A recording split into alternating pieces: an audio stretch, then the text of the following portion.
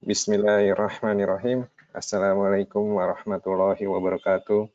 Assalamualaikum. Alhamdulillahirabbil alamin. Wassalatu wassalamu ala sayyidina Muhammad wa ala alihi wa ashabihi ajmain. Selamat malam. Terima kasih Ustadz Agung Waspodo sudah bersedia mengisi kajian Rohis Nandakers malam ini mengenai penaklukan Konstantinopel. Juga teman-teman yang sudah hadir. Sebelum kita mulai kajian kita, marilah kita sama-sama membaca Ummul Quran surat Al-Fatihah. Mudah-mudahan dengan keberkahan surat Al-Fatihah, kajian kita malam ini mendapatkan ridho dari Allah Subhanahu wa Ta'ala dan kita bisa mendapatkan ilmu yang bermanfaat. Al-Fatihah. A'udzubillahi minasyaitonirrajim. Bismillahirrahmanirrahim. Alhamdulillahirabbil alamin. Ar-Rahmanir-Rahim. Maliki yaumiddin. Iyyaka na'budu wa iyyaka nasta'in. Ihdinas siratal mustaqim. Siratal ladzina an'amta 'alaihim ghairil maghdubi 'alaihim waladdallin. Amin. Silahkan Ustadz untuk memulai kajiannya. Ya, sampai jam berapa nih rencananya kita? Sampai jam mungkin 1 jam kali Tat ya. Nanti dilanjutkan sebelum dengan tanya jawab sampai jam 1 jam ya. Ya, Tat. Baik, jadi sampai jam 20.50 ya. Insyaallah. Bismillahirrahmanirrahim. Assalamualaikum warahmatullahi wabarakatuh. Alhamdulillah, wassalatu wassalamu ala Rasulillah wa ala alihi wa ashabihi wa mawala. Asyhadu an la ilaha illallah wahdahu la syarikalah wa asyhadu anna Muhammadan abduhu wa rasuluh la nabiyya ba'dah. Allahumma fassalli ala sayyidina Muhammad wa ala alihi wa sahbihi wasallim amma ba'du. Alhamdulillah, segala puja dan puji milik Allah Subhanahu wa taala. Salawat dan salam tak lupa kita panjatkan kepada junjungan kita Nabi besar Muhammad sallallahu alaihi wasallam. Alhamdulillah, pada malam hari ini kita bisa bertemu melalui media online. Mudah-mudahan pertemuan kita ini diberkahi oleh Allah Subhanahu wa taala. Adapun menjadi topik dari pertemuan kita adalah kajian tentang sejarah ya, sejarah pembebasan kota Konstantinopel. Untuk itu, waktu pertama kali dihubungi oleh panitia, saya jelaskan bahwa kajian ini, tema ini membutuhkan suatu keluangan waktu karena pembahasannya cukup panjang. Jadi ada beberapa aspek yang perlu dipelajari gitu ya terkait dengan pembebasan ini. Sebab itu saya usulkan mungkin tidak dipadatkan menjadi satu pertemuan karena akan sangat ringkas gitu ya, atau sangat menurut preferensi saya mungkin kurang mendalam gitu ya. Dan seingat saya memang disetujui, tapi saya belum dapat rekonfirmasi sebenarnya ini akan menjadi berapa bagian ya, karena dari slide yang saya siapkan biasanya untuk kajian ini itu ada sekitar 80 atau 90 slides gitu. Jadi kalau misalnya dibagi 2, dibagi 3, saya tahu kira-kira berapa mendalam setiap slides itu harus dibahas atau seberapa cepat gitu ya. Jadi saya juga ini kurang enak kalau nanyanya sekarang karena kita sudah harus mulai. Jadi saya pakai kecepatan penjelasan normal saja. Nanti kalau ternyata perlu lebih cepat, nanti tinggal dikasih masukan atau diberikan kode saja. Tapi kalau dinyatakan terlalu cepat, masih harus lebih pelan lagi, ya nanti akan saya sesuaikan. Mungkin begitu saja supaya kita nggak rapat lagi gitu, rapat di depan.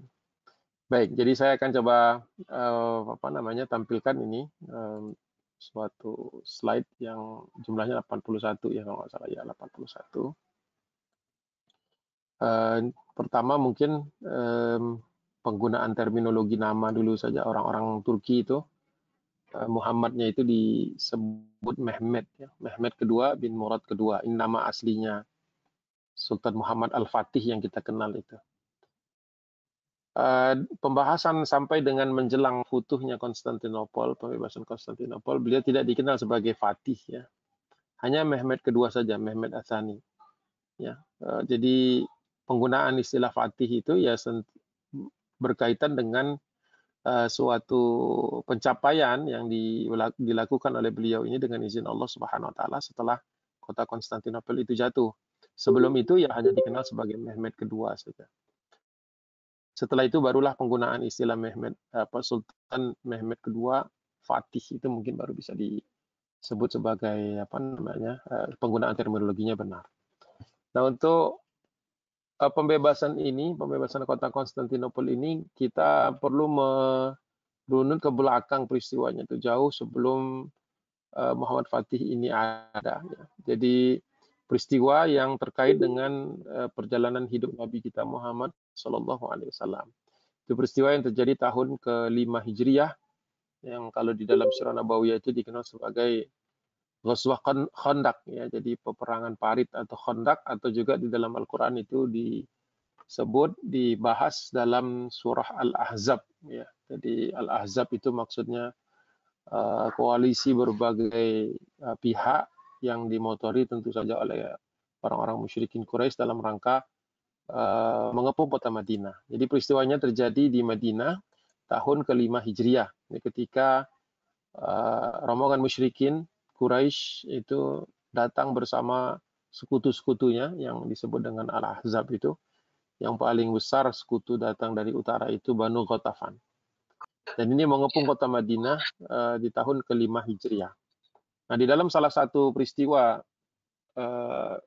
bersejarah itu ada momen di mana Nabi Shallallahu Alaihi Wasallam itu menggali parit. Kita tahu parit yang digali itu cukup memakan waktu kurang lebih 1 bulan, dengan penggalian dibagi berdasarkan zona. Jadi ada zona-zona tertentu di mana dibagi berdasarkan 10 sahabat per 10 sahabat. Nah, sekali waktu di satu tempat itu ada batu yang keras, dan kemudian Nabi turun membantu sahabat untuk memecahkannya. Nah, ketika dipecahkan batu itu, kemudian keluarlah cahaya atau percikan-percikan api, karena batu cadas ini dihantam dengan palu atau dihantam dengan alat-alat.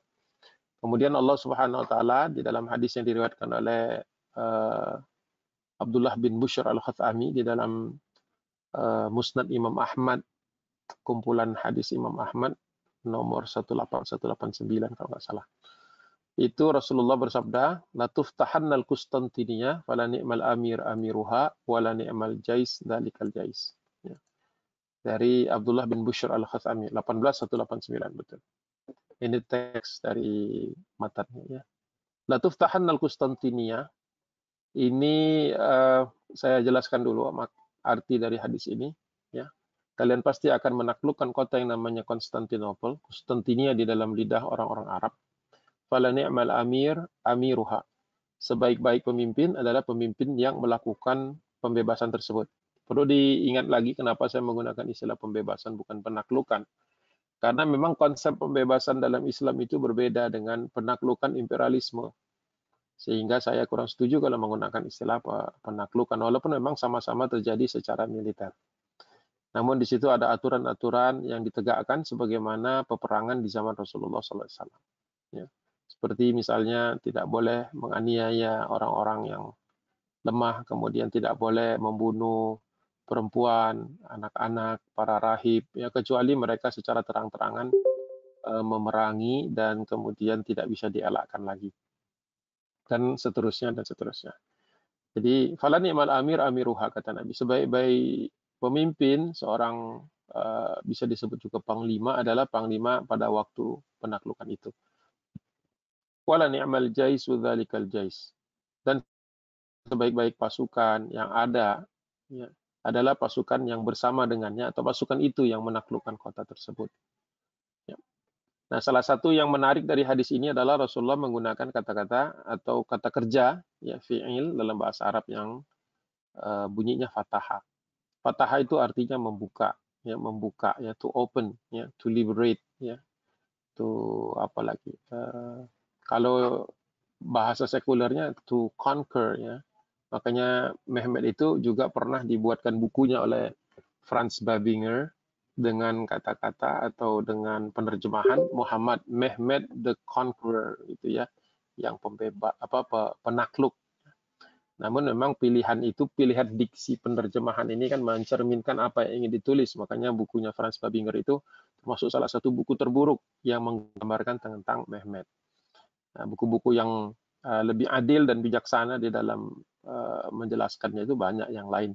Yang paling primer itu yang mungkin perlu kita ketahui, buku primer itu maksudnya buku yang ditulis oleh orang yang ada hidup bersama Mehmet ketika itu terjadi. Satu-satunya sebenarnya buku primer itu bukunya, judulnya Tarikh Abul Fath, ya. Sejarah ayah penakluk, atau Abul Fath itu sebenarnya lebih lengkapnya, lebih apa namanya, lebih tepatnya sang pembebas. Ini ditulis oleh Tursun Bey. Tursun Bey hidup sezaman dengan Mehmet, jadi hidup bersama beliau. Ada ditulis dalam bahasa Turki kuno atau Turki lama yang disebut dengan Osman Leja. Ya. Ini satu-satunya buku yang bicara tentang sejarah ini on the spot. Jadi betul-betul ditulis ketika itu terjadi, ketika pengepungan, ketika apa namanya, peristiwa-peristiwa penting yang ada di dalam apa pembebasan kota Konstantinopel ini ditulis oleh Tursun Bey namanya. Sejarawan sekaligus juga seorang militer, sekaligus juga apa namanya, sekretaris Mehmet dalam tulisan untuk merekam perjalanan sejarah ini. Dan ini buku belum diterjemahkan ke bahasa Indonesia. Jadi kalaupun ada buku-buku berbicara tentang Mehmet, itu sudah hampir dipastikan dari sumber-sumber sekunder atau bahkan mungkin yang lebih jauh dari itu. Sedikit tentang apa namanya referensinya. Nah, ketika Rasulullah SAW menggunakan kata fataha, fi'il fataha yang itu membuka atau membebaskan, kemudian menyusunnya dengan lam taukid dan diakhiri dengan nun taukid, berarti ini Rasulullah memberikan isyarat bahwa yang akan terjadi setelah itu adalah sesuatu yang pasti, tinggal menunggu waktu saja. Jadi lam kemudian mengapit kata kerja fi'il, kemudian ditambahkan nun lagi, dua-duanya berarti kalau mau diterjemahkan sesuai dengan kaidah bahasa Arab, berarti pasti akan dibebaskan, pasti. Jadi pastinya tuh harus disebut 2 kali. Namun kan kalau secara bahasa, mungkin bagi yang tidak peka kepada bahasa, ya kebanyakan mungkin ya redundan ini kebanyakan. Artinya Rasulullah ketika mengatakan kalian pasti akan membebaskan kota Konstantinopel, pasti, itu maksudnya satu peristiwa yang benar-benar akan terjadi. Namun Rasulullah tidak diberitahu kapannya dan bagaimananya. Hanya Rasulullah memberikan isyarat bahwa pemimpin dan pasukan itu adalah yang terbaik di masanya.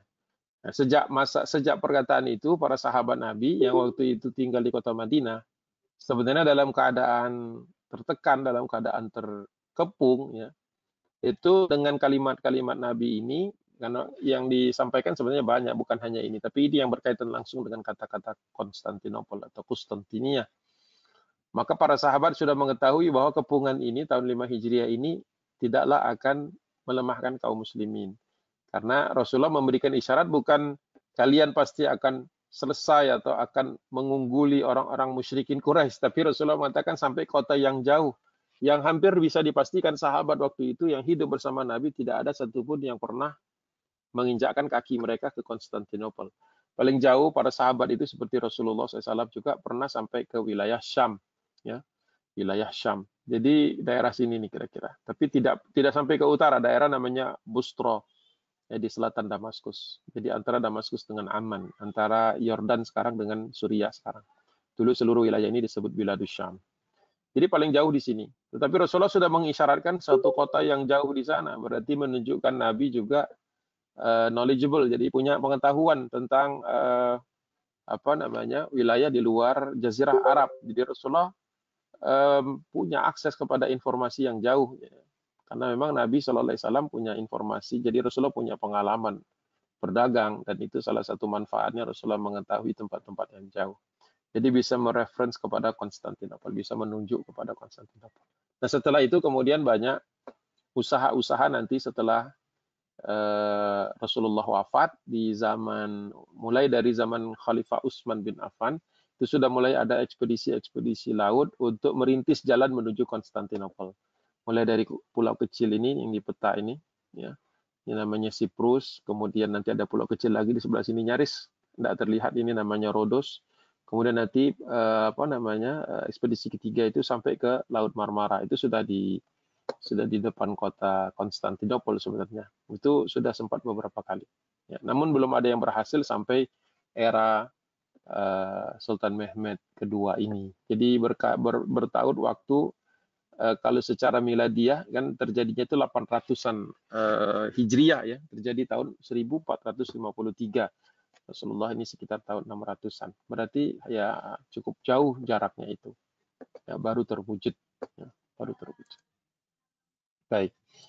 Ini saya gambarkan lagi di sini, saya ulang lagi. La tuftahan al-Qustantiniyah falan ni'mal amir amiruha wa la ni'mal jais dalikal jais, Konstantinopel di sana. Start dari Beirut. Ya. Di setelah Syam ini menjadi wilayah kaum muslimin, para sahabat ada yang sudah sampai ke Siprus. Dan ini seorang sahabat yang tidak juga sembarang sahabat, istilahnya bukan sahabat yang tidak diketahui banyak orang, tetapi Ummu Haram, ya, bintu Milhan. Ummu Haram ini juga punya hadisnya tersendiri. Ketika Rasulullah sedang menuju atau dalam perjalanan menuju Kuba, kalau kita ke Madinah itu ada Masjid Kuba. Ya. Rasulullah itu masjid pertama yang dibangun Nabi ketika hijrah. Rasulullah sering paling tidak sekali sepekan ke Kuba dalam hidupnya itu. Sekali sepekan ke Kuba.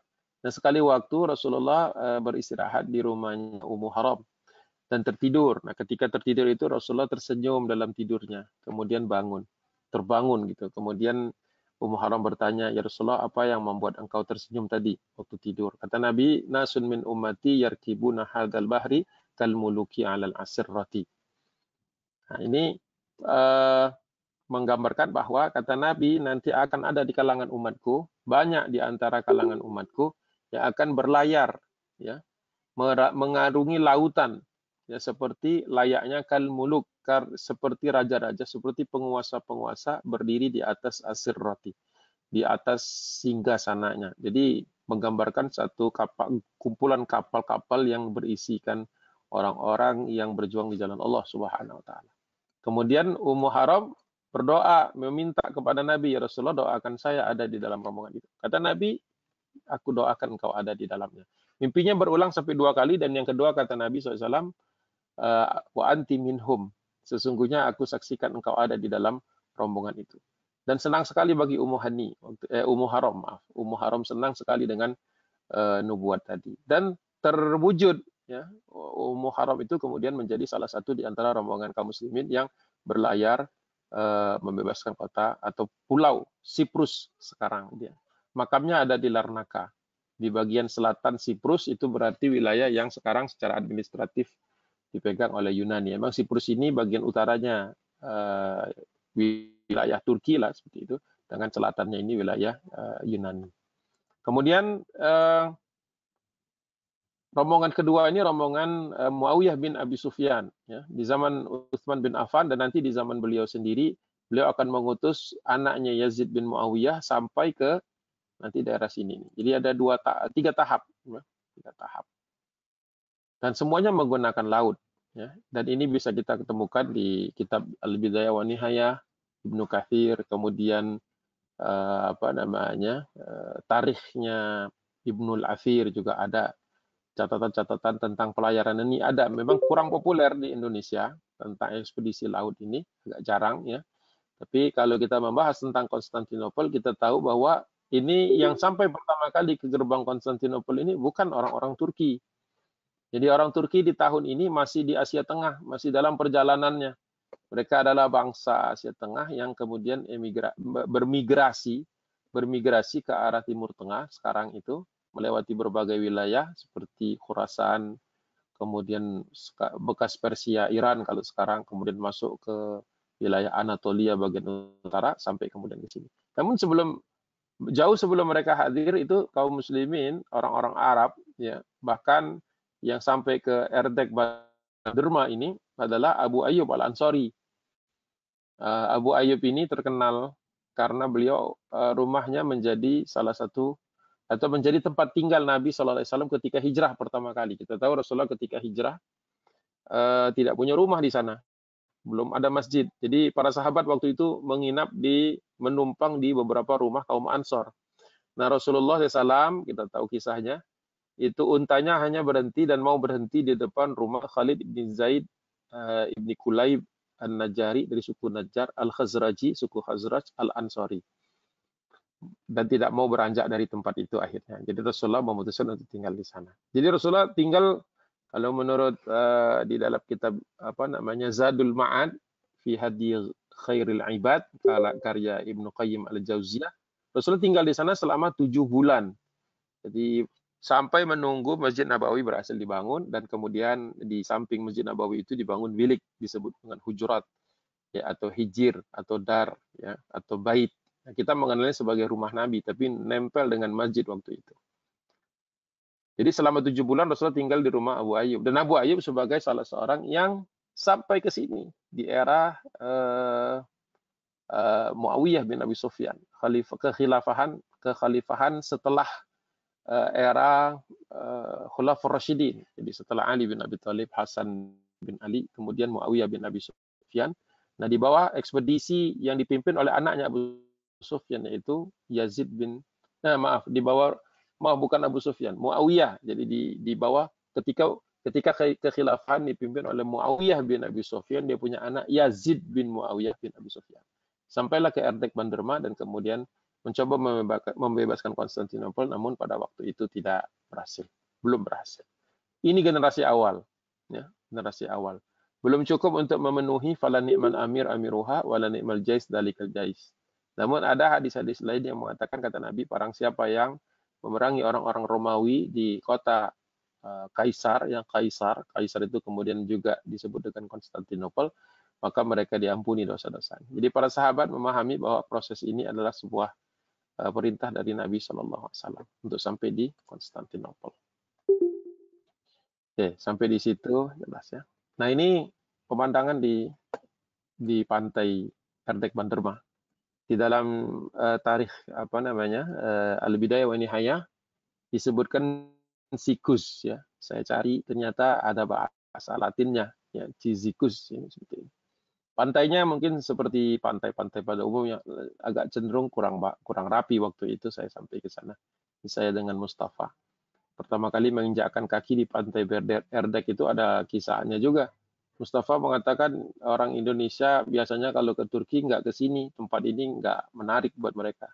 Saya katakan rombongan kami tertarik ke sini karena ada di dalam sirah atau di dalam kitab tarikh kaum muslimin. Dia sendiri mungkin belum tahu. Karena banyak turis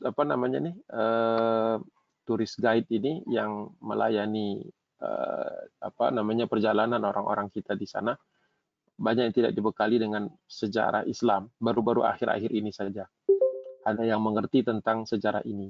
Ya, jadi ya saya jadi berteman dengan dia karena awalnya dia bilang ini bukan suatu tempat yang penting, tapi saya jelaskan di dalam kitab Al-Bidayah wa Nihayah disebutkan bahwa sahabat Nabi hampir jumlahnya itu rombongan tersebut 2000, namun di kalangan sahabat itu hanya beberapa orang saja. Dan yang paling terkenal sampai ke sini adalah Abu Ayyub.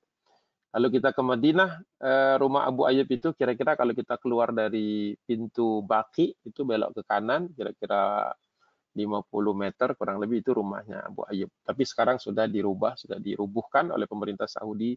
Dia dijadikan pelataran Masjid Nabawi. Dulu kalau kita lihat foto-foto tahun 52, 53, rumah Abu Ayyub masih ada di situ. Dan Abu Ayyub Al-Ansari ini kemudian meninggal dunia di luar benteng Konstantinopel. Jadi ini perjalanan. Ya. Abu Ayyub ketika sampai di sana usianya, ini jadi generasi pertama nih. Kenapa Abu Ayyub perlu diceritakan? Padahal tadi judulnya Futuh Konstantinopel kan, di zamannya Mehmed. Jadi generasi Mehmed ini kan juga bukan generasi pertama Turki Utsmani, generasi ke-7. Dan orang-orang Turki sejak mereka ada di depan kota Konstantinopel ini sudah belajar bahwa kota yang di depan mata mereka ini adalah kota yang disebut Nabi. Jadi mereka memiliki satu tradisi dari generasi ke generasi, dari zaman Ertuğrul, Osman, Orhan, Murad, ya, kemudian Bayazid, ya, kemudian Murad kedua, kemudian Mehmed kedua, Mehmed ke-1 dulu, Murad kedua, baru kemudian Mehmed. Mehmed itu yang ke-7. Ya, Sultan atau Emir yang ke-7, itu semuanya dibekali dengan istilahnya dongeng tidurnya itu adalah kisah tentang Abu Ayyub. Kenapa Abu Ayyub itu tidak bisa dipisahkan? Jadi kalau kita ke Istanbul, ya, apapun tujuan kita ke sana, sempatkan mampir ke Ayyub Sultan, daerah di sebelah utara kota Konstantinopel atau Istanbul sekarang. Itu ada makam Abu Ayyub Al-Ansari, ya, sahabat Nabi yang paling jauh mungkin tempat dikuburkannya di Eropa. Banyak sahabat-sahabat yang lain tetapi kurang populer atau tidak sepopuler Abu Ayyub. Nah, ketika Abu Ayyub, itu kenapa Abu Ayyub perlu dibahas, ya, sehingga kita tahu. Jadi kalau misalnya bicara tentang Futuh Konstantinopel itu, para sultan Turki itu sampai dengan Fatih itu mengenal Abu Ayyub itu seperti layaknya dongeng kancil di Indonesia gitu ya. Zaman dulu kan ada dongeng-dongeng kancil, kemudian buaya gitu ya. Jadi dongeng-dongeng itu atau dongeng-dongeng yang lain yang terkait dengan masa lalu di Indonesia. Nah, kalau orang Turki itu dongengnya Abu Ayyub. Gitu. Jadi ternyata salah satu hikmah ya ketika kita ingin membangun suatu mimpi yang besar, suatu contoh yang mulia adalah ketika kita anak-anak itu kita ceritakan tentang kehidupan para sahabat. Ya. Jadi kita bisa pilih banyak sekali di antara sahabat, bisa kita pilih mana yang mungkin bisa menjadi contoh untuk kita kisahkan kepada anak-anak. Baik, sebelum saya lanjut mungkin diingatkan bagi yang soundnya masih bocor bisa ditutup dulu. Dadah Mbak, panggil Mbak panggil dulu. Ikhwan tolong. Mbak panggil Mbak.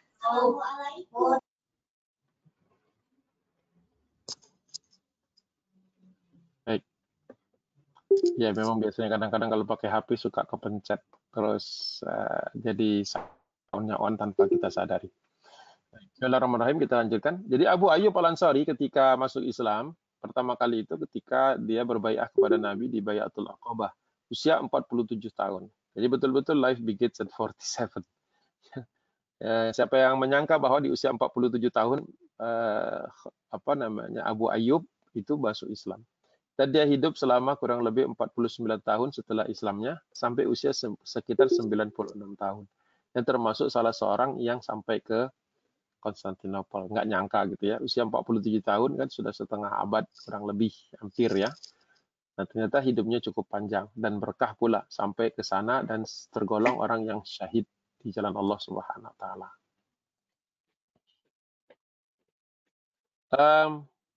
Coba saya cek dulu. Mungkin sebelum saya lanjut, apakah kita perlu sedetail ini atau tidak, itu saya perlu masukkan dulu nih dari teman-teman yang ada di sini. Kan udah kebayang nih kecepatannya. Mau sedalam itu atau mau yang penting langsung aja lah, skip langsung, gimana? Menurut saya nggak apa-apa, kita dalam nanti kita lanjutkan 2 mingguan untuk kajian sejarah Islam ini. Baik, ya. Baik. Jadi saya ingin dapat gambaran ini saya dengan kecepatan penjelasan yang normal. Jadi bisa dipercepat, bisa diperlambat gitu. Jadi ini apakah ini nyaman atau enggak gitu dengan kecepatan seperti ini? Cukup. Nyaman ya? Nyaman. Ya. Nyaman. Ya. Baik, kalau memang mau dengan kecepatan seperti ini, berarti saya akan teruskan. Tapi kalau nanti tidak perlu, ya tolong dikasih kode aja. Karena kan tingkat ketertarikan kita kepada sejarah kan nggak sama ya, beda-beda. Ada yang maunya moral of the story aja lah, langsung apa sih lessons learned gitu, misalnya bisa jadi juga kan begitu. Jadi kalau mau detail-detailnya kayak tadi. Tapi saya usahakan nanti juga sambil jalan ini ada poin-poin penting yang mungkin kita bisa ambil. Nanti saya coba ambil supaya tidak murni hanya data sejarah. Baik, saya lanjutkan. Bismillahirrahmanirrahim. Jadi ketika Abu Ayyub sampai di sana, ternyata ada juga orang-orang yang mencoba manusia lah ya, manusiawi ketika seseorang menilai orang lain. Nah, ketika seorang kakek-kakek lah usia 96 tahun berada di tengah kapal yang isinya mungkin sebagian besar anak-anak muda di zaman itu, zaman tabi'in ya. Zaman tabi'in ini mungkin yang paling senior itu mungkin Abu Ayyub di rombongan tadi. Ada yang kemudian mencoba menyindir Abu Ayyub dengan keberadaannya menggunakan surah Al-Baqarah ayat 195. A'udzubillahi minasyaitonirrajim. Bismillahirrahmanirrahim. Wa anfiqu fi sabilillahi wa la tulqu bi aydikum ila tahluka. Ya, wa ahsinu innallaha yuhibbul muhsinin. Dan berinfaklah kamu di jalan Allah, tetapi janganlah engkau menjerumuskan dirimu, ya, atau menjerumuskan dirimu itu dalam keadaan kebinasaan. Ya, menjerumuskan diri sendiri dalam kebinasaan. Wa ahsinu, dan berbuat baiklah. Innallaha yuhibbul muhsinin. Sesungguhnya Allah mencintai orang yang muhsin. Tapi di dalam Tarikh At-Tabari, ya, dan juga di tafsir Ibnu Katsir, itu dipotong di bagian janganlah kalian. Jadi orang tersebut, ada salah seorang menyindir Abu Ayyub itu dengan perkataan, mulai dari sini nih, wala tulqu bi aidikum ila tahlukah. Janganlah kau menjerumuskan dirimu sendiri dalam kebinasaan. Kemudian Abu Ayyub mengatakan, apakah engkau membaca ayat itu secara keseluruhan? Maka kemudian diulang oleh Abu Ayyub dari wa anfiqu fi sabilillah. Karena tadinya ingin diarahkan ke Abu Ayyub gitu. Jadi ceritanya itu Abu Ayyub dianggap dianggap ngerepotin lah istilahnya. Ngapain sih sudah tua masih aja cari-cari masalah yang dalam ekspedisi yang jauh ini. Faqala Abu Ayyub, nahnu alamu bihadhil ayah innama nuzilat fina. Kata Abu Ayyub, walaupun engkau mungkin ingin menyindir dengan ayat ini, tidak disebutkan. Namun Abu Ayyub mengatakan sesungguhnya kami lebih tahu. Nahnu di sini al-Ansor. Nahnu alamu bihadhil ayat. Ya. Kaum Ansor kami ini lebih mengetahui tentang maksud dari ayat ini. Ya, karena diturunkan berkaitan dengan kami. Innama nunzilat fina. Sesungguhnya dia turun ketika ada urusan dengan kami. Urusannya apa? Dalam hadis yang panjang itu, Abu Ayyub mengatakan, dulu kami orang Ansor setelah Fatu Mekah, itu mengajukan kepada Nabi, mengajukan sebuah kondisi di mana boleh nggak kaum Ansor ini berhenti sejenak, ya, berhenti sejenak untuk mengumpulkan lagi harta, karena selama ini sudah berinfak dalam harta yang besar. Jadi kaum Ansor termasuk donatur perjuangan dakwah Nabi SAW. Jadi kata kaum Ansor, kami ingin ada waktu off lah sedikit, break sedikit lah, untuk mengumpulkan kembali, memenuhi kembali pundi-pundi kami. Rasulullah memberikan hendak memberikan izin tersebut karena memang pantas untuk kaum Ansor meminta memohonkan itu. Namun Allah turunkan ini, ayat ini. Jadi salah satu asbabun nuzul dari ayat ini, ya. Maka berinfaklah di jalan Allah, tetapi jangan dirumuskan diri. Jadi kata Allah, teruslah berinfak. Bukan berhenti pilihannya itu, tetapi mengondisikan supaya infaknya itu tidak membuat secara matematis tidak terjadi kerugian pada diri orang yang berinfak di jalan Allah tadi ya. Wa ahsinu innallaha yuhibbul muhsinin. Akhirnya kemudian mendengar penjelasan dari ayat ini atau turunnya ayat ini, para sahabat Ansor mengurungkan niat mereka untuk berhenti sejenak dari perjuangan gitu. Jadi kata Abu Ayyub, sebenarnya kalau menggunakan ayat ini untuk menyindir saya, ya istilahnya begitu, ini nggak cocok karena kami dulu sudah disindir dengan ayat ini oleh Allah SWT. Kalau sekarang disindir lagi ini nggak kontekstual karena perjalanan aku bersama kalian ini adalah rangka mendapatkan ridha Allah. Ya, peperangan Abu Ayyub kita ketahui Jadi ini kalau teks dari At-Tabari itu, Abu Ayyub mengatakan kebinasaan pada ayat tersebut merujuk kepada kebinasaan bagi mereka yang tidak berinfak di jalan Allah, ya, dan tidak bekerja dengan pekerjaan yang baik. Ya.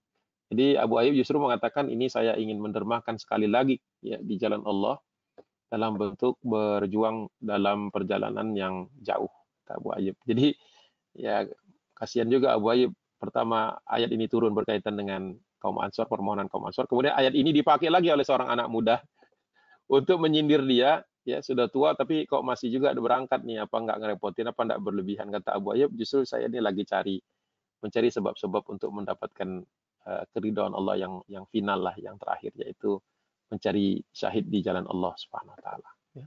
Jadi ada juga nih ada sebuah hal yang menarik di sini ketika kita berjuang di jalan Allah Subhanahu Wa Taala itu, ya tidak menutup kemungkinan ada orang yang mencibir, ada orang yang mengatakan apa sih berlebihan banget sih, ya kok nggak gitu-gitu aman lah gitu ya. Tapi dulu para sahabat betul-betul berinfak kemudian dengan hartanya, dengan jiwanya, dengan waktunya, bahkan dengan sampai kepada masa usia tua. Kalau kita kan 96 tahun udah pasti pensiun ya. 50 tahunan rata-rata orang sudah mau kepengen pensiun, atau 60 gitu ya.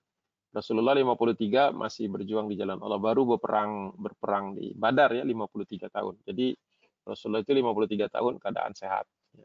Kalau sekarang orang 40 tahun udah mulai mengeluh, udah sakit badannya gitu. Padahal belum saatnya mengeluh sakit ya. Kalau hidupnya seimbang sebagaimana sunnah Nabi Muhammad SAW. Jadi menarik ada kisah-kisah seperti ini ketika belum berperang nih, belum sampai ke Konstantinopel, belum mendarat di pantai Erdek Banderma ini. Saya ceritakan ini ada juga yang berkaca-kaca wajah jamaah waktu itu. Ya. Bayangkan kita sudah mau meletakkan harta kita, nyawa kita di jalan Allah, masih ada yang nyindir. Jadi memang orang nyindir itu tidak pernah habis-habisnya di muka bumi ini. Orang yang ya tanpa dia sadari omongannya itu menyakiti orang lain. Padahal yang dia sakiti ini adalah bergerak berniat berjuang di jalan Allah. Jadi kalau sudah niatnya berjuang di jalan Allah, tak perlu khawatirlah, pasti kita akan dapat bagian untuk dicaci-caci orang. Ya, santai aja. Baik, kita lanjutkan. Nah, ini kota Konstantinopel itu. Ini aslinya sebenarnya market saya itu mana ya?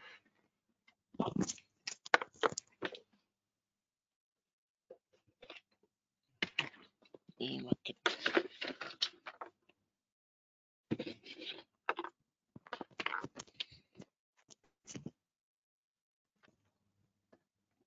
Ini dulu beberapa tahun yang lalu saya buatkan market Konstantinopel 3 dimensi, bisa lihat ada.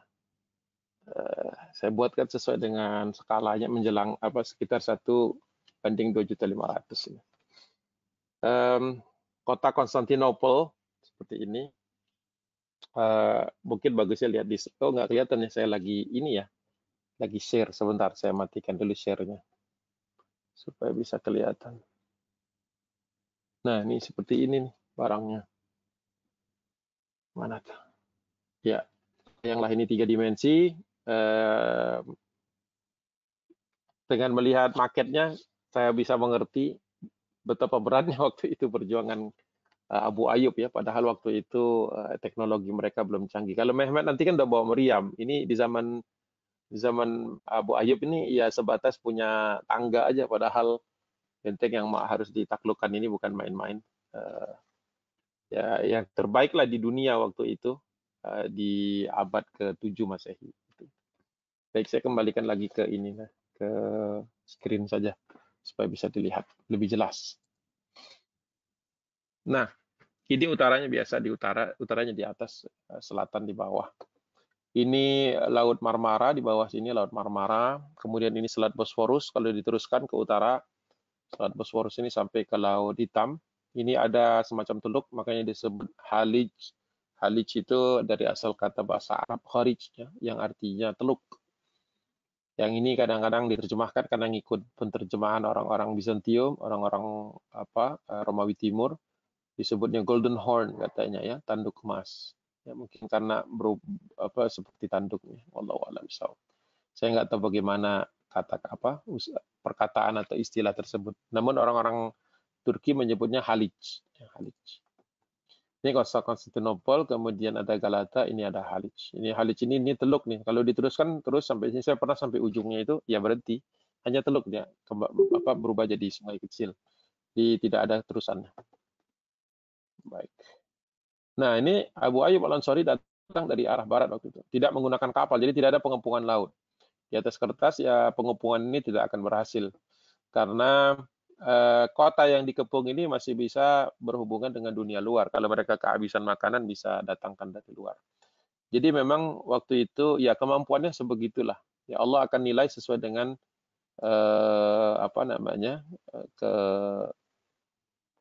perjuangan ya, tingkat perjuangannya kaum muslimin waktu itu sudah maksimal yang mereka bisa tampilkan waktu itu. Seperti itu. Dari Muhammad bin Umar, Abu Ayyub adalah Ahlul Badar ya. Dan Abu Ayyub ini termasuk orang yang tidak pernah absen di dalam peperangan. selalu bersama kaum muslimin kecuali 1 tahun saja. Jadi semua pertempuran di zaman Rasulullah SAW beliau ikut. Di zaman Abu Bakar, Umar, Uthman, di zaman Ali itu 1 tahun saja dia absen. Namun setelah itu di zaman Muawiyah bin Abi Sufyan juga ikut sampai dia syahid di kota Konstantinopel ini. Termasuk orang yang langka di dalam sirah nabawiyah, orang yang tidak pernah absen di dalam pertempuran ini termasuk langka ya, dengan usia beliau yang selanjut itu, insyaallah. Syahida Abu Ayyub Badran thumma lam yakhtalif ya an ghazwatin lil muslimina illa fi ukhra, kecuali cuma 1 saja ya, illa aman wahidan, kecuali 1 saja. Dia hadir di Badar, termasuk Ahlul Badar. Jadi tanpa Abu Ayyub ke Konstantinopel, sebenarnya kan kita tahu seluruh Ahlul Badar itu dihukum oleh Nabi, maksudnya diberikan suatu reward, bukan dihukum. Dengan satu reward, ya'malu ma syi'tum, kata Nabi, faqad ghafartu lakum. Apapun yang dilakukan oleh Ahlul Badar itu setelah peristiwa Badar, maka sudah diampuni Allah. Ya'malu ma syi'tum faqad ghafartu lakum. Sesungguhnya sudah diampunkan bagi mereka itu. Jadi sebenarnya Abu Ayyub tidak usah lagi ke Konstantinopel, ini sudah dijamin posisinya di surga oleh Nabi SAW. Syahida Abu Ayyub Badran. Thumma lam yatakhallafa. Ya, tidak pernah tertinggal, tidak pernah ketinggalan, tidak pernah absen. An ghazwatin, dari peperangan lil muslimin, dalam rangka membela kaum muslimin, illa fi ukhra, kecuali dalam satu perkara saja atau satu masalah saja, yaitu illa aman wahidan, kecuali 1 tahun saja. Dan ketika 1 tahun itu beliau dalam keadaan sakit. Insyaallah. Bisakah kita perang sepanjang berapa tadi? 47 tambah berapa? 47 tambah 49 ya? 47 tambah 40. Bisa enggak 49 tahun selalu di medan perang? Kecuali 1 tahun saja. Rasanya manusia sehat sekarang pun tidak ada yang bisa.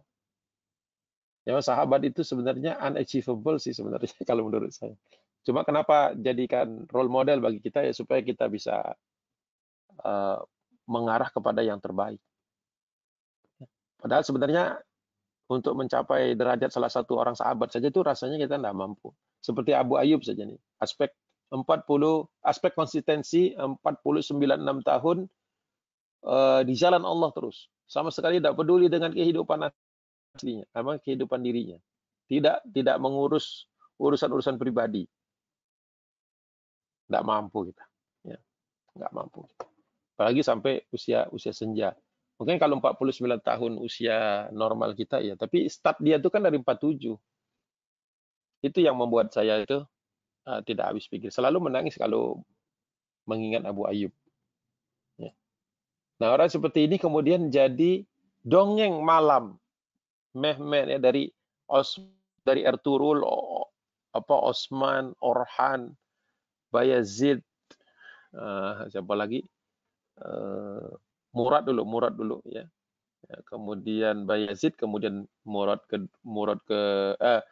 Mehmet ke-1, Murad kedua, baru Mehmet ya. 7 generasi, 8 dengan Ertugrul. Ya.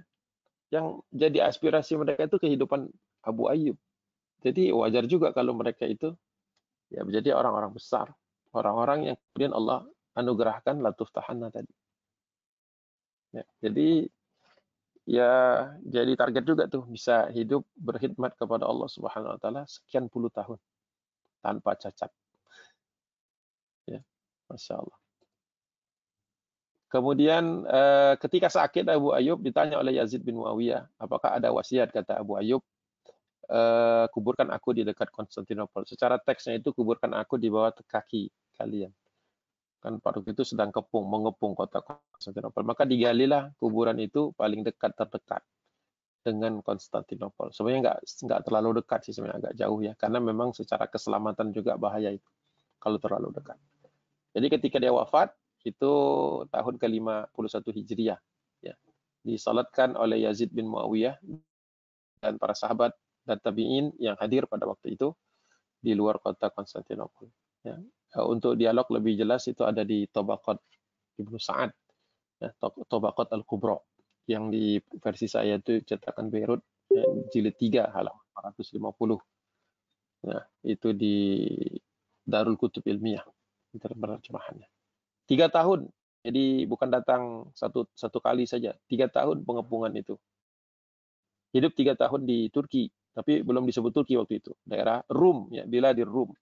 Konstantinopel itu di Biladir Rum. 3 tahun dan meninggal sakit, dikebumikan di sana. Dan terus menjadi inspirasi bagi generasi-generasi selanjutnya. Nah, ini fotonya kalau yang sudah pernah ke Istanbul. Ini foto lingkungan di sekitar apa namanya makam Abu Ayyub. Makam Abu Ayyub di dalam rumah ini nih yang biru sebelah kiri. Kenapa dikasih rumah? Karena zaman dahulu orang banyak datang nih melakukan kegiatan syirik, mengusap-usap baju, ya selendang, topi di makam Abu Ayyub. Ada juga orang-orang Turki yang begitu, walaupun tak semua. Makanya dibuat rumah, jadi hanya bisa lihat dari pintu ini atau jendela kecil kadang-kadang dibuka. Di hari-hari tertentu dibuka bisa masuk ke dalam, ya, untuk membacakan Al-Fatihah, untuk berdoa di situ, dan berdoa untuk keluarga.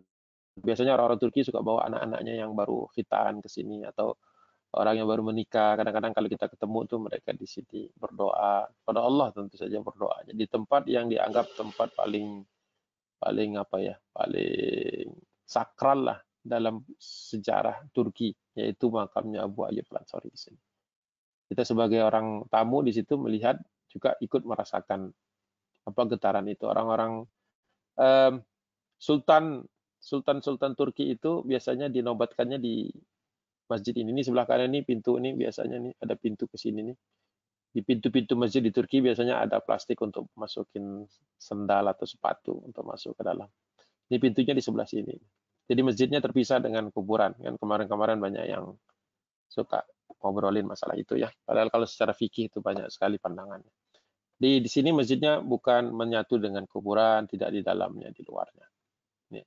Ini para sultan biasanya sebelum dinobatkan atau dilantik jadi sultan Turki biasanya dibawa ke sini dan apa namanya menyatakan sumpah setianya untuk menjunjung tinggi kalimat Allah, menegakkan sunnah Nabi SAW, dan mengurusi riayah kaum orang-orang Turki. Nah, itu tentu saja setelah era Sultan Mehmed. Karena sebelum era Sultan Mehmed, ya wilayah ini wilayah Bizantium.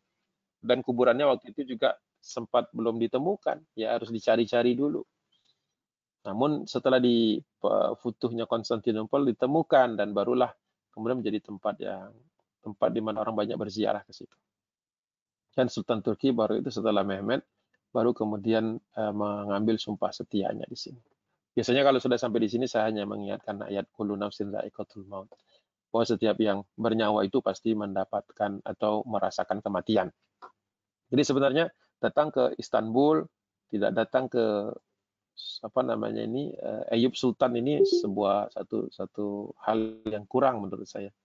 Ya coba disempatkan ke sana kalau ke Turki, rasakan getarannya, tapi lebih bagus lagi sebelum datang ke sana belajar dulu tentang kehidupannya, baca dulu biografi Abu Ayyub supaya ketika kita datang ke sana itu punya perasaan yang haru, yang mengharukan di sana. Sekaligus juga mengingat bahwa ada orang yang begitu jauh dari rumahnya untuk mendapatkan syahadah, namun ada juga orang yang ya takut dengan kematian, takut mati dalam gelimbang dosa, tentu saja mungkin itu yang baik.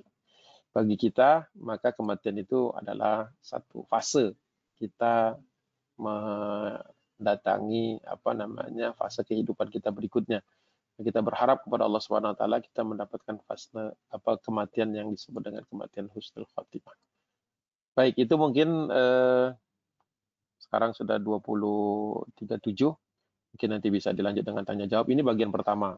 Saya biasanya berhenti di sini kalau pembahasannya beberapa kali. Nah, kalau setelah ini nanti agak jauh nih pembahasannya ya. Mudah-mudahan dalam pertemuan berikutnya kita bisa bahas tentang sosok ayah dan ibu. Jadi saya nanti akan ceritakan siapa bapaknya, siapa ibunya, dan seterusnya. Sampai membentuk Mehmed seperti yang kita ketahui. Ya. Jadi mungkin sesi kedua itu bicara tentang sedikit parenting Muhammad Al-Fatih yang dia rasakan dari bapak dan ibu. ibunya. Tidak semuanya positif, ada juga minus-minusnya, ada kurang-kurangnya, ada. Jadi bukan versi yang dipoles seolah-olah Mehmet ini orang sempurna. Dia tidak sempurna. Ada kekurangannya, nanti kita akan lihat. Mungkin sampai di situ dulu. Ini preview saja untuk pertemuan berikutnya kalau kita agendakan lagi. Mudah-mudahan apa yang saya sampaikan dalam waktu pendek ini punya manfaat, ada manfaatnya dan mendatangkan keberkahan di sisi Allah Subhanahu wa taala insyaallah. Billahi taufiq wal hidayah. Assalamualaikum warahmatullahi wabarakatuh. Waalaikumsalam warahmatullahi wabarakatuh. Jazakallah Ustadz Agung. Saya buka sesi tanya jawab. Boleh. Tadi tuliskan di chat atau kalau mau langsung boleh ditulis ya. Dan mic-nya dipersilakan.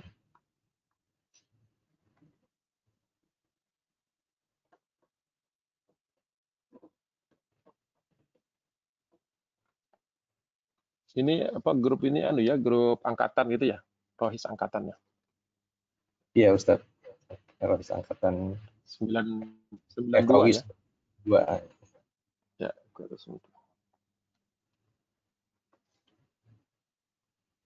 tadi sepintas saya lihat ada Dr. Anang ya.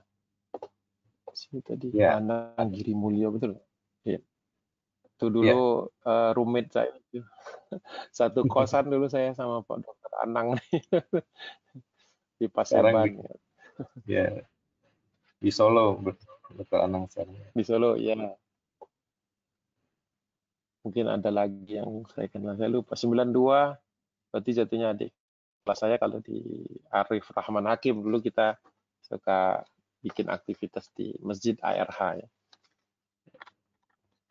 Ini ada pertanyaan dari Dr. Anang nih. Boleh? Alhamdulillah. Bertanya, karena disebut namanya saya bertanya. Apakah ada data keluarga Abu Ayyub, anak dan istrinya? Bagaimana? Ya. Kalau di Sirah Nabawi Ibnu Hisham tidak ada, tapi kalau di apa nama kitabnya itu lupa saya. Suwar min Hayati Sahabah, di apa namanya, di kitab Suwar min Hayati Sahabah ada tuh sedikit kisah tentang Ummu Ayyub. Kalau anak-anaknya ketika Abu Ayyub itu sudah tua, usia 47 tahun, anak-anaknya sudah tidak di rumah lagi, tapi beliau tinggal bersama Ummu Ayyub. Jadi hanya hidup suami istri saja. Itu ada sedikit kisah yang menarik di dalam kitab Suwar min Hayati Sahabah itu. Coba saya ambil sebentar.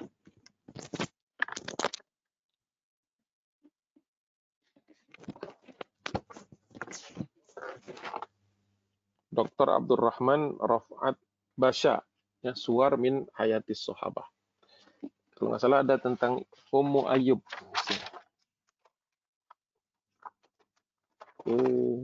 Abdullah bin Abbas, Abdullah bin Ummi Maktum, Suhaib Ar-Rumi. Jangan saya keliru. Enggak keliru. Betul, jangan saya keliru gimana? Nah, ini dia. Betul. Abu Ayyub Al-Ansari. Nah, ada kisah tentang istrinya. Dua orang ini adalah dua sahabat Nabi Shallallahu Alaihi Wasallam radhiyallahu anhuma. Dua-duanya masuk Islam. Itu apa? Yang paling utama ini adalah mereka menjadi host, ya, menjadi tuan rumah bagi Nabi Shallallahu Alaihi Wasallam. Nah, ketika Rasulullah datang ke rumahnya, itu Abu Ayyub Al-Ansari minta agar Rasulullah SAW itu tinggal di bagian atas rumahnya. Ya. Minta Rasulullah untuk tinggal di bagian atas. Namun Rasulullah SAW memilih untuk tinggal di bawah. Jadi rumah Abu Ayyub itu dua tingkat. Ini menunjukkan akhlak mulia dua orang sahabat ini, yaitu Ummu Ayyub dan Abu Ayyub. Nama asli Abu Ayyub tadi Khalid bin Zaid. Dia minta Rasulullah di atas saja untuk memuliakan tamu. Makanya ada hadis nanti keluar dari ketika Rasulullah berada di rumah Abu Ayyub ini, man kana yu'minu billahi wal yaumil akhir falyukrim dhaifahu. Orang siapa yang beriman kepada Allah dan hari akhir, hendaklah dia memuliakan tamunya. Itu konteks hadis, cerita hadis itu adalah ketika Rasulullah baru menyelesaikan atau setelah Rasulullah tinggal 7 bulan lamanya di rumah Abu Ayyub dan Rasulullah tak pernah mendengar satu kali keluhan saja. Jadi konteks hadis itu secara umum, secara am, itu bicara tentang siapa saja. Siapa saja kalau punya tamu di rumahnya dan berlaku baik, itu ciri orang yang beriman kepada Allah dan hari akhir. Ciri ya. Nah, tapi secara khos, hadis itu berbicara tentang betapa Rasulullah memuji tuan rumah yang namanya Abu Ayyub dan Ummu Ayyub. Itu konteksnya kan. Hadis itu ada asbabul wurudnya, kapannya Rasulullah cerita tentang itu. Nah, jadi salah satu bentuk kemuliaannya adalah Abu Ayyub tidak mau tinggal di atas Nabi. Secara fisik, nggak mau berada di atas Nabi. Karena Rasulullah itu manusia, bashar, seorang laki-laki yang manusia. Tapi mereka muliakan. Kata Nabi, tidak, saya di bawah saja. Nah, ketika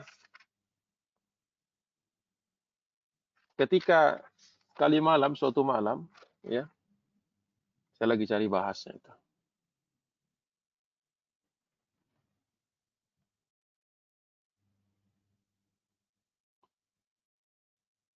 Nah, ini dia.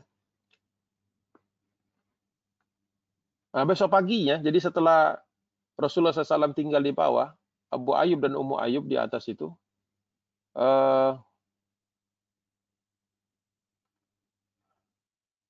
tadi? Abu Ayyub berkata kepada istrinya, qala Abu Ayyub ila zaujatihi wa qala waihaki madza sana'na. Celaka engkau wahai istriku, apa yang kita telah perbuat. Ayyakunu Rasulullah SAW asfala wa nahnu a'la minhu.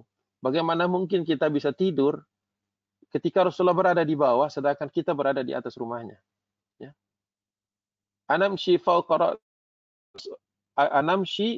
Rasulullah SAW. Apakah pantas seseorang berjalan? Ya. Anamshi, apakah pantas kita berjalan? Ya, fauqa Rasulillah, berada di atas tempat tinggalnya Rasulullah, berjalan di atas Nabi. Ya. Ana sirtu bainan nabi wal wahyu. Ya. Apakah juga pantas ketika kita berada di suatu ketinggian yang ketika wahyu turun? Apakah pantas kita menjadi penghalang bagi turunnya wahyu? Padahal wahyu itu kan turun melalui Jibril alaihissalam. Tidak secara vertikal seperti sinar turun ke bawah. Tapi Jibril menemui Nabi sallallahu alaihi wasallam. Ya. Inna idzan lahalikun. Sesungguhnya kita ini kalau terus-terusan begini akan celaka, ya, akan musnah. Ya. Makanya pagi hari ya, Abu Ayyub berkata, "Falamma asbaha Abu Ayyub wa Ummu Ayyub qala lin Nabi sallallahu alaihi wasallam." Berkata kepada Nabi Muhammad sallallahu alaihi wasallam, "Wallahi ma ughmida lana jafnun fi hadhihi lailati. La ana wala ummi Ayyub." Ya. La ana wala ummu Ayyub. Demi Allah ya Rasul, sungguh kami ma ughmida, kami tak bisa menutupkan kelopak mata. Ma ughmida lana jafnun, ya, jafnun itu mata, fi hadhihi lailah, tadi malam. Ya. Saya tidak bisa tidur barang sedetik pun, dan begitu juga Ummu Ayyub istriku tak bisa tidur. Faqala alaihi salatu wassalam, berkata Nabi sallallahu alaihi wasallam, wa mimman dzaka ya Aba Ayyub, kenapa begitu ya Abu Ayyub? Ya. Tidak perlulah engkau begitu ya Abu Ayyub. Jadi kata Nabi SAW, tidak perlu berlebihan seperti itu. Rasulullah tidak mau dikultuskan sampai seperti itu. Tapi para sahabat itu memuliakan Nabi itu maksimal. Itu satu. Karakter Ummu Ayyub dan Abu Ayyub. Yang kedua, singkat saja ya. Rasulullah pernah datang dalam keadaan Mekah itu kalau tadi Rasulullah sedang tinggal di rumahnya. Ini sekali waktu Rasulullah sudah pindah ke samping masjid sudah dibangun, ya. Nah, kemudian ada suatu masa di mana kelaparan melanda. Jadi orang lagi susah cari makan. Dan itu Utsman bin Affan belum membagikan harta. Itu nanti diatasi oleh Utsman bin Affan. Jadi dalam keadaan dalam keadaan susah makanan. Jadi Rasulullah itu sudah mengikatkan 3 batu di perutnya. Datang menemui Abu Bakar As-Siddiq, mengatakan Abu Bakar juga lagi lapar. Terus dikasih tahu kalau dia mengikat 1 batu, kemudian Umar yang mengikat 1 batu, kemudian Abu Bakar datang mengikat 2 batu, dan Rasulullah mengatakan saya juga Udah lapar nih sampai ada batu saya ikat di dekat perut supaya nggak terlalu banyak bunyinya perutnya, nggak bunyi-bunyi perutnya. Jadi seperti itu. Akhirnya mereka mendatangi rumah Abu Ayyub. Kata Nabi, biasanya Abu Ayyub suka menyiapkan makanan buatku. Jadi walaupun Rasulullah sudah tidak lagi tinggal di rumah Abu Ayyub itu melayani Nabi seolah-olah Rasulullah masih tamunya. Makanya Rasulullah mengeluarkan satu hadis lagi. Man kana yu'minu billahi wal yaumil akhir fal yukrim jarahu atau fal yukrim ila jarihi. Kalau di dalam hadis riwayat Imam Ahmad, fal yukrim ila jarihi. Kalau di dalam hadis yang lain, fal yukrim jarahu. Hendaklah dia memuliakan tetangganya. Kembali, hadis itu bicara tentang umum. Orang harus baik kepada tetangga. Tapi ada konteks khusus. Itu kejadiannya ketika Rasulullah datang ke rumah Abu Ayyub. Ternyata Abu Ayyub menyediakan makanan. Padahal Rasulullah tidak tinggal di situ lagi. Ya. Kalau masih tinggal di rumahnya kan wajar lah. Namanya tamu kita sediain makanan. Akomodasi lah. Bagian dari apa istilahnya servis. Tapi ini sudah tidak di sana. Rasulullah terkesan sekali dengan Abu Ayyub itu. Sampai mengatakan, barang siapa yang beriman kepada Allah dan hari akhir, man kana yu'minu billahi wal yaumil akhir falyukrim jarahu. Maka hendaklah dia memuliakan tetangganya. Tetangga itu maksudnya yang memuliakan itu seperti Abu Ayyub memuliakan aku. Kalau dalam konteks. Dan ternyata Abu Ayyub itu tidak pernah satu kali pun mengatakan hal yang buruk kepada Nabi, tidak pernah menyakiti Nabi, hati Nabi, tidak pernah perkataannya dibenci. Sampai-sampai Abu Ayyub itu kalau makanan kadang-kadang Rasulullah tak datang ke rumah. Tapi makanan sudah disediakan. Jadi bayangkan itu Abu Ayyub itu. Selalu nyiapin makanan, jaga-jaga kalau Rasulullah datang. Dahsyat kan zaman itu, belum ada supermarket, belum ada GoFood yang bisa. Kalau kita kan ada tamu tinggal GoFoodin aja datang makan beres. Gak sempat masak. Satu kali lagi, bagus juga ditanyakan sama Dokter Anang. Memang Dokter Anang kalau nanya itu dahsyat ya. Bisa mencapai yang tersembunyi. Dahsyat memang. Nah yang ketiga, Abu Ayyub itu tak pernah menyakiti hati Nabi. Bahkan sering kadang-kadang dia kirimkan makanan itu ke rumah Rasul. Kata Nabi, Abu Ayyub saya baru makan. Berikan ke rumah Fatimah. Bilik Fatimah. 2 kamar sebelah kiri. Kan sebelahnya Saudah. Rasulullah ditinggal di rumah Aisyah, bilik Aisyah, sebelahnya Saudah, sebelahnya lagi Fatimah, itu aisle-nya itu satu baris. 2 kamar sebelah. Dianterin, takut-takut.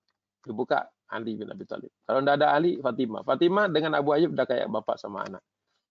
Dibuka. Abu Ayyub, kami baru makan. Kasih kamar sebelah aja. Terus saja Abu Ayyub keliling. Semua orang merasa sudah makan. Padahal tahulah orang-orang lagi susah waktu itu. Sampai muter lagi ke rumah Fatimah lagi balik. Sehingga ketika sekali waktu Rasulullah menyembelih makanan, bagi-bagi, bagian yang diberikan kepada Fatimah Az-Zahra, Fatimah binti Muhammad SAW, diantarkan secara khusus oleh Ali bin Abi Thalib kepada Abu Ayyub Al-Ansari. Nah, untuk itu keluar lagi satu hadis. Makanya hadisnya itu 3 paket. Sama-sama, man kana yu'minu billahi wal yaumil akhir, falyakul khairan aw liyasmut. Itu 3-tiganya berkaitan dengan Abu Ayyub. Hendaklah berkata baik atau diam. Jadi satu paket sebenarnya hadis itu di dalam 3 bagian dalam satu. Jadi man kana yu'minu billahi wal yaumil akhir falyukrim dhaifahu. Man kana yu'minu billahi wal yaumil akhir falyukrim jarahu. Man kana yu'minu billahi wal yaumil akhir falyakul khairan aw liyasmut. Kalau kita suka kita potong-potong. Padahal itu satu paket Abu Ayyub dan Ummu Ayyub. Nah, itu mencerminkan karakter Abu Ayyub dan Ummu Ayyub. Sudahkah kita begitu? Jadi ada sisi Abu Ayyub itu sebagai seorang pejuang, berjuang sampai ke Istanbul, sampai ke Konstantinopel dulu. Ummu Ayyub meninggal dunia di di Rhodos. Bukan, di ini sama wafatnya itu dengan Ummu Haram tadi. Berarti ketika ekspedisi ke Siprus, ya. Siprus. Ya, Kibrus, bahasa Arabnya pakai qaf. Kibrus. Jadi ketika dia berangkat ke Istanbul, ke Konstantinopel, sudah sendiri. Istrinya sudah tidak ada. Sudah syahid lebih awal. Jadi keluarga pejuang, tapi hati lembut, tutur katanya bagus, di rumah santun. Kita nggak kebayangkan kalau pejuang itu kan kadang-kadang bayangan kita di rumah juga kasar atau keras. Tidak, sebenarnya tidak seperti itu dalam Islam. Terima kasih sudah ditanyakan oleh Ustaz Dr. Anang Giri Mulyo. Pertanyaan yang saya tidak sempat antisipasi, makanya ngambil buku dulu, ya belum hafal saya. Ya, billahi taufiq wal hidayah. Assalamualaikum warahmatullahi wabarakatuh. Mungkin ada pertanyaan yang lain? Kata Allah, Ustaz. Ada pertanyaan berikutnya. Ya. Izin bertanya, apakah ada latar belakang khusus dari Abu Ayyub sehingga Abu Ayyub memiliki semangat yang sedemikian besar dalam perjuangan? Oh iya, latar belakangnya. Abu Ayyub waktu berbai'ah, ya, dalam Islam ada istilahnya berbai'ah. Ya. Kalau di Indonesia bai'at itu suka ada konotasi negatif terkait dengan aliran-aliran Islam yang dianggap aneh, gitu ya. Tapi sesungguhnya kalau kita melihat dalam Sirah Nabawiyah, bai'ah itu biasa saja. Suatu pernyataan sikap sebenarnya. Kalau nggak mau pakai istilah bai'at, pernyataan sikap, kebulatan tekad. Di Indonesia kan biasa tuh. Kebulatan tekad sebenarnya. Ini usaha atau upaya atau salah satu cara yang dilakukan Nabi agar para sahabat itu terhadap keimanannya dan perjanjiannya dan persaksiannya itu sungguh-sungguh. Jadi ketika Abu Ayyub waktu itu berbaiat kepada Nabi Muhammad SAW, tekadnya untuk membela Nabi, Baiatul Aqabah Ats-Tsani yang kedua, ya. Baiatul Aqabah Ats-Tsaniyah yang kedua itu adalah baiat siap melindungi Nabi dari segenap ancaman mara bahaya. Makanya disebut Baiatul Harb, perjanjian perang. Kalau yang Baiatul Aqabah al-Ula itu disebutnya Baiatul Nisa, perjanjian sekelas untuk perjanjian perempuan. Maksudnya bukan melecehkan kaum perempuan, tetapi bahwa tidak ada konsekuensi untuk berperang. Dan wanita memang tidak diwajibkan berperang dalam Islam. Makanya disebut Baiatul Nisa. Yang kedua Baiatul Harb. Ya. Nah itu Abu Ayyub itu yang paling tua itu di situ, di zaman itu. Jadi ketika Rasulullah menyapa Abu Ayyub atau bertemu dengan Abu Ayyub, usia sudah 47 tahun. Hampir seusia mungkinnya dengan Nabi. Kan Rasulullah kan mulai dapat wahyu usia 40 tahun. Bai'ah itu 40, mungkin lebih tua Rasulullah sedikit. Ya, waktu Rasulullah sudah 50 tahun waktu itu. Abu Ayyub 47. Lebih muda sedikit dari Nabi SAW. Nanti usia Rasulullah 52, 53 tahun perang Badar. Abu Ayyub berarti usianya 47 tambah 2, 49 tahun. Jadi tapi termasuk paling cukup tua di antara orang-orang Ansor.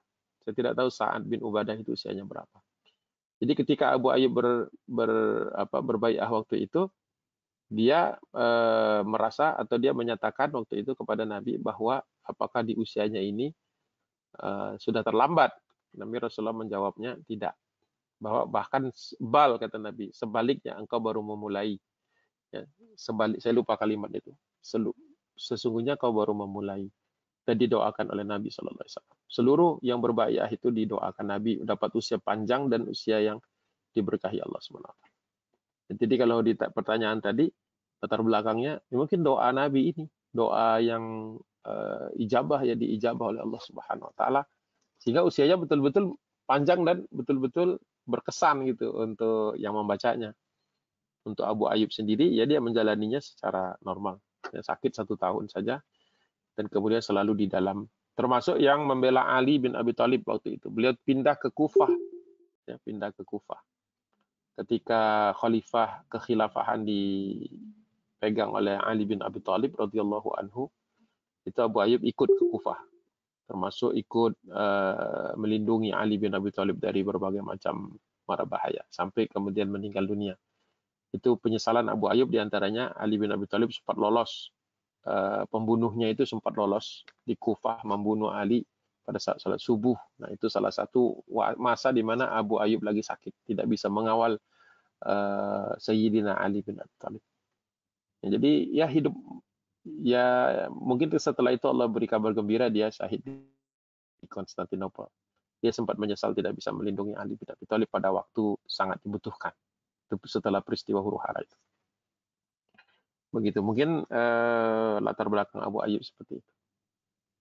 Wallahu a'lam bishawab. Mungkin ada lagi atau Oh, Ustaz. Sepertinya tidak ada pertanyaan lagi. baik, insyaallah. Akhiri sampai sini kita sama-sama sudah mendengarkan eh, kajian pertama dari sejarah ini. Mudah-mudahan kita bisa lanjutkan nanti. Kami rencanakan insya Allah tiap 2 minggu, Ustadz. Nanti kita kabari lagi. Baik. Kita tutup kajian kita ini dengan membaca doa kafaratul majelis. Subhanakallahumma wa bihamdika asyhadu an la ilaha illa anta astaghfiruka wa atubu ilaik. Wassalamualaikum warahmatullahi wabarakatuh. Waalaikumsalam warahmatullahi wabarakatuh. Jazakallah, Ustaz. Afan wa iyyakum. Saya izin dulu. Terima kasih, Ustaz. Jazakallah Ustaz. Wa iyyaki. Terima kasih semuanya.